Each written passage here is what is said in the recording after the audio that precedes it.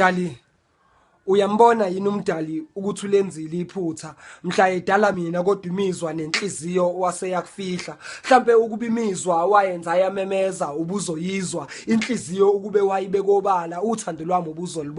ubuzobona nokuthi ngakuthanda mhla ngiqala ukukubona and ngifuna sithandane abantu uma besibona bakhetha ukudlela umona akulutho ngoba umona nothando kungomkhaya kusuka ndawonye angithi umona usuka esweni kanti esweni kulapho kwasuka khona uthando lwakho ngaphambi kokuthi liyokwakha enhlizweni uyakhumbula ngikubona ekuqaleni amehlami agijimela ukuyohlangana nawakho afika athandana khona lapho mina amehlami abuye sengitshela nje ukuthi sesisothandweni ngoba konke kwasuka esweni ngoba amehlami athi uthakimi azohlala kwena ngazibuza ukuthi kazabonani kwena athi angiboni yini ukuthi abone unkosikazi wami kwena Dali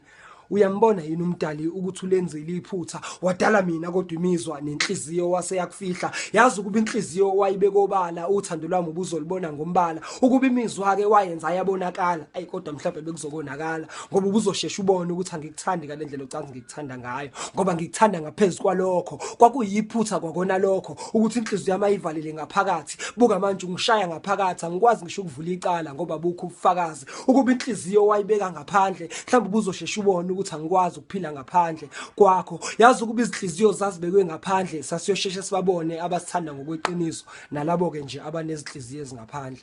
ngosicelo Mpungose.